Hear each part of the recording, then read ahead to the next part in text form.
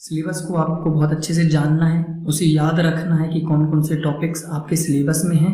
सारे टॉपिक्स के नोट्स और कॉपी या बुक आपके पास अवेलेबल रहें, इस बात का आपको ध्यान रखना है। और सिलेबस में जो अंक विभाजन रहता है प्रश्नों का कि ये कितने प्रश्न कितने नंबर के आएंगे, कितने प्रश्न कितने शब्दों के हैं, वो चीज़ भी आपको याद रखनी होगी, ताकि जब आप सिलेबस को अच्छे से याद रखेंगे तो पढ़ते वक्त आपको सहूलियत होती है। पढ़ते हुए आप किसी भी कोचिंग के नोट्स या किसी भी प्रकाशन की किताब का यूज़ कर सकते हैं। बस दो बातों का ध्यान रखना है कि सिलेबस के अकॉर्डिंग उसमें सारे टॉपिक हों, और दूसरी बात बहुत अच्छा होगा यदि उसमें सिलेबस के अकॉर्डिंग वो टॉपिक्स अरेंज्ड भी हों। यदि अरेंज नहीं है तो आप उसको अपने हिसाब से अरेंज कर लीजिए। एक ही टॉपिक को दो सोर्स से पढ़ने की बिल्कुल ज़रूरत नहीं है। यदि आपको लगता है कि वो टॉपिक आपके सोर्स में सफिशिएंट है तो उसी से पढ़िए। यदि लगता है सफिशिएंट नहीं है तो फिर आप किसी और सोर्स का सहारा ले सकते हैं। अलग अलग सब्जेक्ट के लिए अलग अलग कोचिंग के नोट्स पढ़ने या अलग अलग किताबों को पढ़ने में कोई हर्ज नहीं है। ज़रूरी नहीं है कि आपके पास सारे सब्जेक्ट की एक ही प्रकाशन की या एक ही इंस्टीट्यूट के नोट्स हों। आपको सिनॉप्सिस बनाना बहुत ज़रूरी है मेंस के लिए, ताकि आप बाद में एग्ज़ाम टाइम में रिवीजन बहुत आसानी से कर सकें, या जब टेस्ट सीरीज़ देने जा रहे होंगे तब बहुत आसानी से 1-1.5-2 घंटे में आप पूरे सब्जेक्ट का रिवीजन कर सकें। हर सब्जेक्ट के अलग अलग सिनॉप्सिस बना लें ताकि आपको बाद में किसी सब्जेक्ट के ढूंढने ना पड़ जाएं। टॉपिक जो बहुत ईजी है या आपसे जो बहुत अच्छे से आता है उसके सिनॉप्सिस बनाने की बिल्कुल भी ज़रूरत नहीं है। और जो टफ टॉपिक हैं उनके सिनॉप्सिस बनाते वक्त आप उसमें उसके की पॉइंट्स भी लिख दें, ताकि आपको वो की पॉइंट्स याद रहें और आप अपने आंसर को अच्छे से फ्रेम कर सकें। एक इम्पॉर्टेंट बात कि आप किसी और के बनाए हुए सिनॉप्सिस को कभी ना पढ़ें। सिनॉप्सिस हमेशा खुद से ही बनाएं। शेड्यूल बनाकर यदि आप पढ़ रहे हैं तो कुछ बातों का आपको ध्यान रखना ज़रूरी है। जैसे 15 से 20 दिन का शेड्यूल बनाएं, ना बहुत ज़्यादा कम दिन का ना बहुत ज़्यादा दिनों का बनाएं। कि दूसरी बात यह है कि आप 3 या 4 सब्जेक्ट एक टाइम शेड्यूल में अपने शामिल रखें, ताकि आप बहुत ज़्यादा सब्जेक्ट्स पढ़कर कंफ्यूज भी ना हो, बहुत कम पढ़कर अपना कॉन्फिडेंस लेवल भी लूज ना कर बैठें। किसी कोचिंग इंस्टीट्यूट की टेस्ट सीरीज के हिसाब से बिल्कुल अपना शेड्यूल ना बनाएं, बल्कि आप जिन सब्जेक्ट्स के कॉम्बिनेशन में कंफर्ट हैं उनको अपने शेड्यूल में शामिल कीजिए। शेड्यूल के साथ पढ़ने से एक बहुत बड़ा प्रॉफिट है कि आपकी कंसिस्टेंसी बनी रहती है। आप 15 से 20 दिन लगातार डिटरमाइंड होकर पढ़ते हो, जो कि यदि आप शेड्यूल को स्ट्रिक्टली फॉलो कर रहे हैं तो इसलिए शेड्यूल बनाकर पढ़ना बहुत अच्छा होता है। पुराने पेपर्स का अध्ययन बहुत ज़रूरी है, पर उनको हल करके देखना ज़रूरी नहीं है। आप बस इतना ध्यान रखें कि किसी टॉपिक से कोई क्वेश्चन पहले पूछा जा चुका है और कितने नंबर में पूछा जा चुका है वो भी आपको याद रहना चाहिए।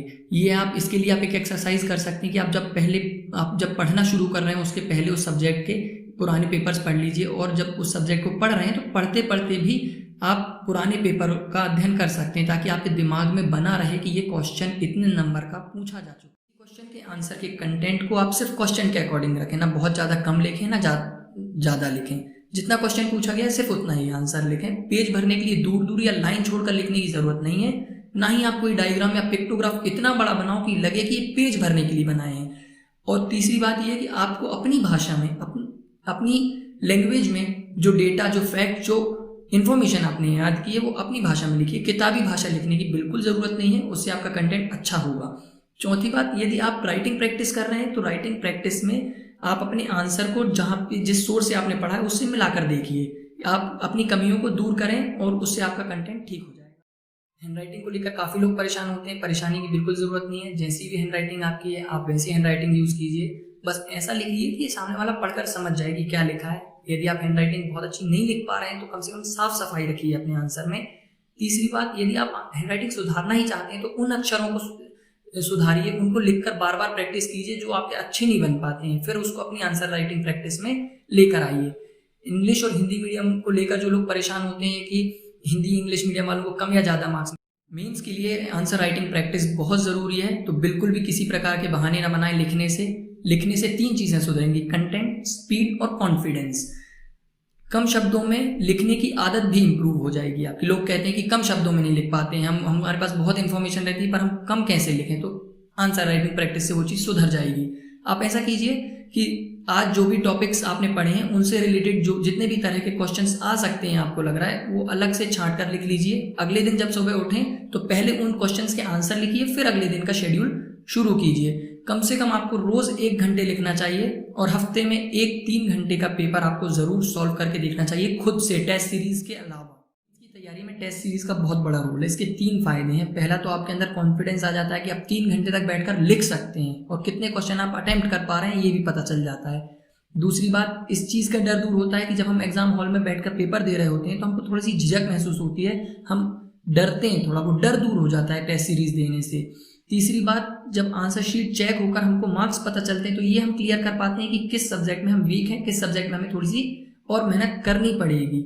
आप पर टेस्ट सीरीज के अलावा आप खुद रोज घर पर लिख कर देखिए, वो खुद से की गई प्रैक्टिस बहुत ज़रूरी होती है। आंसर राइटिंग प्रैक्टिस करते वक्त आपको टाइमिंग मिलाने की बहुत ज़रूरत होती है कि आप कितने शब्दों के क्वेश्चन को कितने मिनट में लिख पा रहे हैं। पहले हफ्ते में आप भले ही टाइमिंग ना मिलाएं, पर बाद में आपको हर बार जो घर में आप राइटिंग प्रैक्टिस कर रहे हैं उसमें टाइमिंग मिलाने की बहुत ज़रूरत होती है।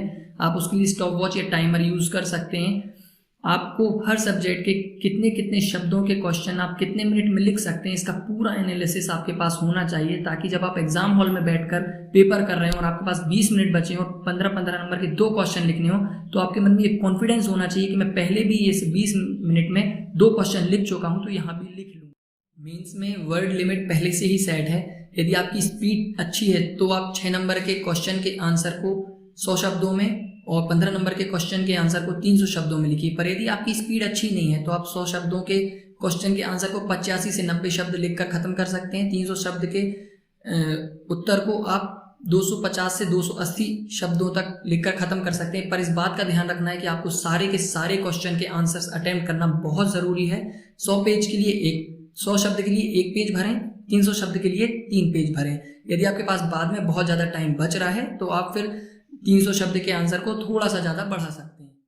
आंसर शीट में आपको आंसर को कई तरह से ड्राफ्ट करते आना चाहिए, जैसे कि पैराग्राफ्स में लिखना है या पॉइंट्स में लिखना है। ये क्वेश्चन के अकॉर्डिंग वहीं पर तुरंत आपको डिसाइड करना पड़ेगा कि इस आंसर को आप पैराग्राफ में लिखें तो ज़्यादा अच्छा होगा या पॉइंट्स में लिखें तो ज़्यादा अच्छा होगा। आपकी कॉपी में किसी भी तरह से एक रूपता नहीं दिखाई देनी चाहिए।